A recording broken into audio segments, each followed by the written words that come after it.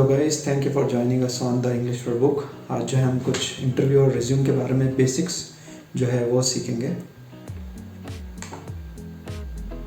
तो आइए शुरू करें। आपने एक कहावत सुनी होगी, the first impression is the last impression, right.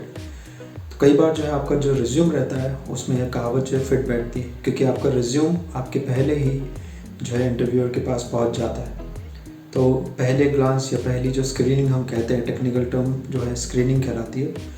पहली स्क्रीनिंग में जो इंटरव्यूअर वो पहचान लेता है कि आपका एक्सपीरियंस क्या है, आपके इंटरेस्ट क्या हैं, आपने कौन कौन से स्किल्स में काम कर रखा है और आपने जिस प्रकार से रिज्यूम बना है उसकी फॉर्मेटिंग कैसी है, क्या फ़ॉन्ट्स यूज़ कर रहे हैं, इम्प्रॉपर फ़ॉन्ट्स तो नहीं है या इर्रेगुलर फ़ॉन्ट्स तो नहीं है। वह सब देख के जो है एक आपकी पर्सनैलिटी के बारे में जो है ऑलमोस्ट 80-90% जो है वो जांच लेता है। So a good resume is the first step to the success ladder, right. तो आपका रिज्यूम जो है आपके बारे में कई चीज़ें बोलता है। तो रिज्यूम बनाना, इंटरव्यू देना, दोनों ही चीज़ें जो इम्पोर्टेंट है आपके जॉब के लिए।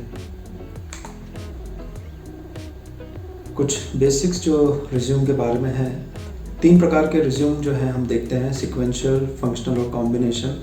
आप इंटरनेट पे यदि सर्च करेंगे तो हो सकता है आपको इससे ज़्यादा भी मिल जाए, पर बेसिकली 3 प्रकार के जो रिज्यूम हैं वो होते हैं, सिक्वेंशियल, फंक्शनल और कॉम्बिनेशन।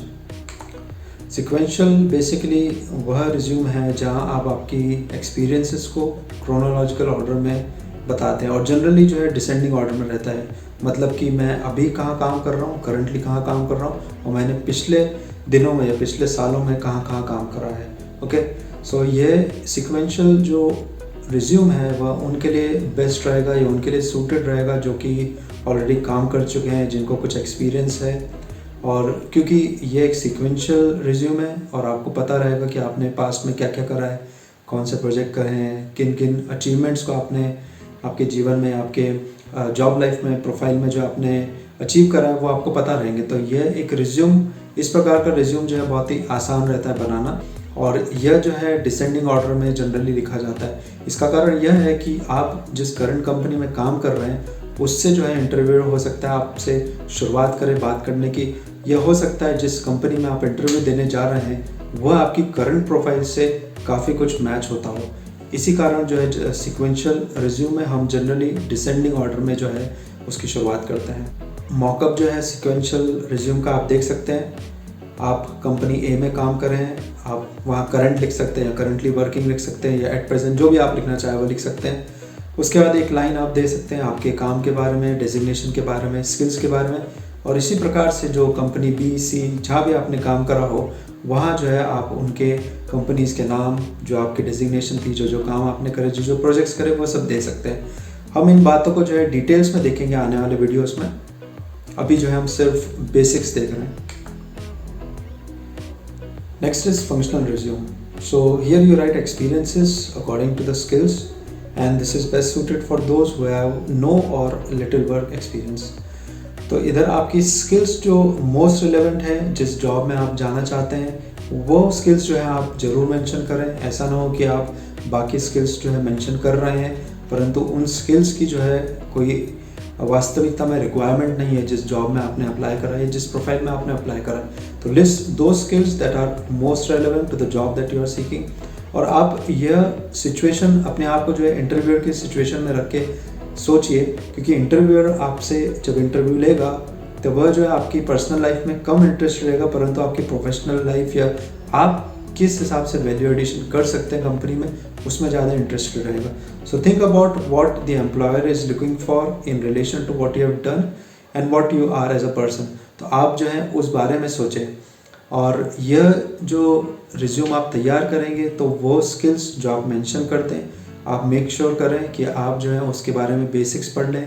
यदि आपने कुछ प्रोजेक्ट्स करे हैं तो उन प्रोजेक्ट्स में आपने क्या क्या करा, उस प्रोजेक्ट्स की जो यूएसपी या बोले यूनिक सेलिंग पॉइंट्स, मींस कि उस प्रोजेक्ट का जो कोर जो अंडरस्टैंडिंग थी या जो कोर रिजल्ट था वह क्या था, उसको आप जो है मिस ना करें इस इंटरव्यू में। क्योंकि जब इंटरव्यूअर आपसे इंटरव्यू लेता है उसके सामने रिज्यूम है तो आपने जो भी लिखा है रिज्यूम में 90% चांसेस यही है कि इंटरव्यूअर जो है उस रिज्यूम को पढ़ के आपसे क्वेश्चन पूछे। और यदि जो आपने आपके बारे में लिखा है यदि आप उसमें ही आंसर नहीं दे पाए तो कहीं ना कहीं जो आपका इंटरव्यू बिगड़ जाएगा। तो इसलिए आप अपने आप इस बात को जो है ध्यान रखें जब आप इंटरव्यू में बैठते हैं, जो भी स्किल्स आपने लिखी है वहाँ पे उसको प्रिपेयर करके जाएं, उसके बारे में एटलीस्ट बेसिक्स तो पढ़ ही लें, उसके बाद ही जो है इंटरव्यू में जाएं, राइट। और एक महत्वपूर्ण बात यह है, one of the most important point here is this thing that do right those skills जो उस प्रोफाइल में जो रिक्वायर्ड है, या उस प्रोफाइल की जो की मस्ट हैव, आपने जब भी जॉब प्रोफाइल या जॉब डिस्क्रिप्शन के बारे में पढ़ते होंगे तो वहाँ एक वर्ड लिखा रहता है मस्ट हैव और प्रेफरेबली और शुड हैव। तो यह वो वर्ड्स हैं कि इसके बिना जो है आप सिलेक्ट नहीं हो पाएंगे। और यदि आपके पास ये स्किल्स है और आप ये स्किल्स अपने रिज्यूम में नहीं लिखते हैं, आपका सिलेक्शन जो है वो नहीं होगा। तो इसलिए आप जो भी स्किल्स लिखते हैं मेक श्योर करें कि वो स्किल्स उस जॉब प्रोफाइल के अकॉर्डिंगली रिलेवेंट रहे, राइट। एक एग्जांपल देखें, एक मॉक एग्जांपल। आप यहाँ जो है अपनी स्किल सेट ए लिख सकते हैं, आपका एक्सपीरियंस कितना है, लेवल ऑफ एक्सपर्टीज लिख सकते हैं, आप एमेचर हैं या अभी सीख रहे हैं, या आप जो है एक्सपर्ट हैं, आपने कई प्रोजेक्ट्स हैंडल करें, टीम्स को हैंडल करा है, वह सब लिख सकते हैं। और यदि आप जो है एक बिगनर है, फ्रेशर हैं, आप घबराएं नहीं, क्योंकि हम जो है आने वाले वीडियोस में दोनों रिज्यूम्स के बारे में देखेंगे, जहाँ मैं एज एन एक्सपीरियंस उस जॉब के लिए इंटरव्यू के लिए बैठ रहा हूँ, और मैं जहाँ एज अ फ्रेशर जो है उस जॉब के लिए या उस इंटरव्यू के लिए बैठ रहा हूँ। तो हम जो आने वाले वीडियोस में जो है इसको सीखते रहेंगे। फिर तीसरा है कॉम्बिनेशन। कॉम्बिनेशन जो है क्रोनोलॉजिकल और फंक्शनल दोनों स्टाइल का एक मिक्स है। इसमें आप ध्यान रखें कि कॉम्बिनेशन जो है क्रोनोलॉजिकल के समान ही जो है एक लेंदी रिज्यूम बन सकता है, कि आपने हो सकता है कई जगह काम करा हो, कई एक्सपीरियंसेस हो, पर उन्हीं बातों को लिखे जो कि रेलेवेंट हो और अपने मन में जो है तैयार करके जाएं। मेरा मतलब यह है कि आप लिखे कम परंतु वहाँ इंटरव्यू में बोले ज़्यादा, उससे जो है इंटरव्यूअर जो है आपसे इम्प्रेस होगा और हो सकता है कि आपकी जॉब के मिलने की संभावना या जॉब क्लियर करने की संभावना, इंटरव्यू के लिए क्लियर करने की संभावना जो है वह बढ़ जाए, राइट। तो अपने माइंड को जो है पहले से ही तैयार करके जाइए कि जो आपने स्किल्स मेंशन करी हैं, क्या ये इंटरव्यू में पूछ सकते हैं, क्या ये चीज़ें जो है कॉमनली पूछी जाती हैं। जो भी आपने स्किल्स पुटअप करी हैं, रिज्यूम में लिखी हैं, उन स्किल्स के जो बेसिक क्वेश्चंस हैं उसको आप पहले से ही गूगल कर लीजिए। उस स्किल्स के जो बेसिक क्वेश्चन हैं उसके बारे में जो एक मॉक इंटरव्यू खुद से भी कर लीजिए, या आपके फ्रेंड को बोल दीजिए कि आपका वह मॉक इंटरव्यू ले ले, आपके रिज्यूम को जो एक बार गो थ्रू कर ले। आप जो है आपके फ्रेंड्स को दिखा सकते हैं। हो सकता है कि ऐसी कोई गलती हो जो कि आपके पकड़ में नहीं आ रही हो, परंतु आपका फ्रेंड जो है वो उस गलती को बता पाए, राइट। यदि आपने प्रोजेक्ट्स करे हैं, टीम हैंडल करी है, तो उसके बारे में जो है आप उस इंटरव्यूअर को उस इंटरव्यू में उस पैनल को जो है बता सकते हैं। जनरली जब कॉम्बिनेशन रिज्यूम की बात होती है तो ये उनके लिए सूटेड रहता है जो कि एक हाई या सीनियर प्रोफाइल पे के लिए अप्लाई करने वाले हैं, क्योंकि उन लोगों को न सिर्फ ईयर्स का एक्सपीरियंस रहता है परंतु उनको जो है स्किल्स का, काफ़ी सारी स्किल्स का भी एक्सपीरियंस रहता है। तो ये उन लोगों के लिए जो है बेस्ट सूटेड है।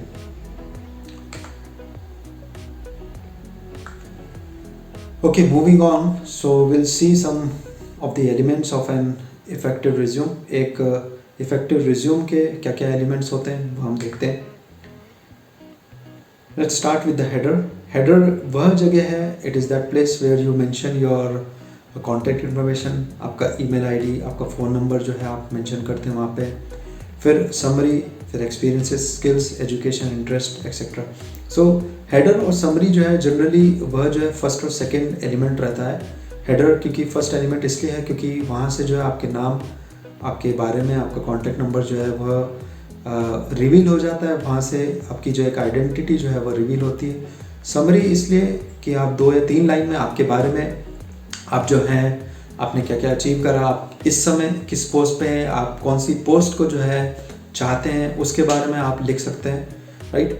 उसके बाद एक्सपीरियंसेस, स्किल्स, एजुकेशन, इसको जो है आप वेरी कर सकते हैं। जनरली जो है एक्सपीरियंसेस से शुरू होता है यदि आप एक एक्सपीरियंस कैंडिडेट है, वरना एजुकेशन से शुरू होता है।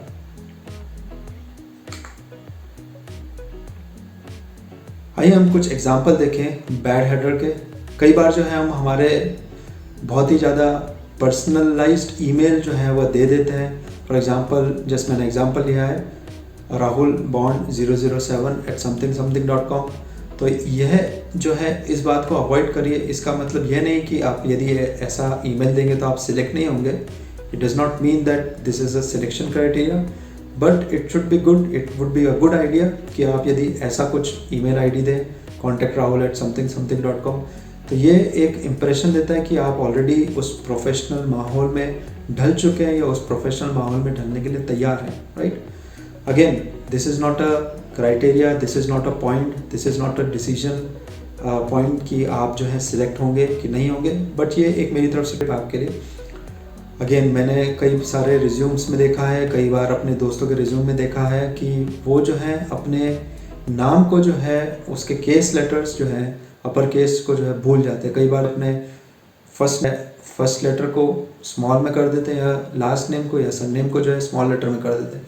इसलिए अपना टाइटल ज़रूर दें, और जहाँ भी ग्रामर है, जहाँ भी ग्रामर की आवश्यकता है, जैसे इधर आर और वी कैपिटल है, इस बात का जो है ध्यान रखें, राइट। उसके बाद हम देखते हैं कि एक समरी किस प्रकार से होनी चाहिए। आप जो है उसी को समराइज़ करें कि आप क्या हैं और आप क्या चीज़ को चाहते हैं, राइट। पूरी जो है कथा ना लिख दें, पूरी बातें ना लिख दें कि मैं ऐसा हूँ, मैं वैसा हूँ, परंतु एक प्रोफेशनल पॉइंट ऑफ व्यू से रखें कि आप अपने आप को अगेन इंटरव्यूअर की पोजीशन में रखें और आप उस जो आपने आपके बारे में समरी लिखी है या आपके बारे में जो आपने 2 या 3 लाइन की जो एक डिस्क्रिप्शन दिया है उसको वापस से पढ़ें या दूसरों से पढ़वाएं, और आप उसको जो है एक बार वापस से जब देखेंगे तो आपको समझ में आएगा कि ये चीज़ ये 2 या 3 लाइनें आपके बारे में कितना कम्युनिकेट कर रही हैं, राइट। हो सकता है कि आप कुछ लिख दें उसके अंदर और आपकी स्किल्स जो है, जो आपने अपने आप को डिफाइन करा है, जो अपने आप को समराइज करा है, उससे बिल्कुल ऑपोजिट हो, राइट। ऑलराइट, फिर एक्सपीरियंसेस पे आए। Avoid mentioning anything that you do not really have worked on, okay, या आपने बहुत ही कम काम करा है।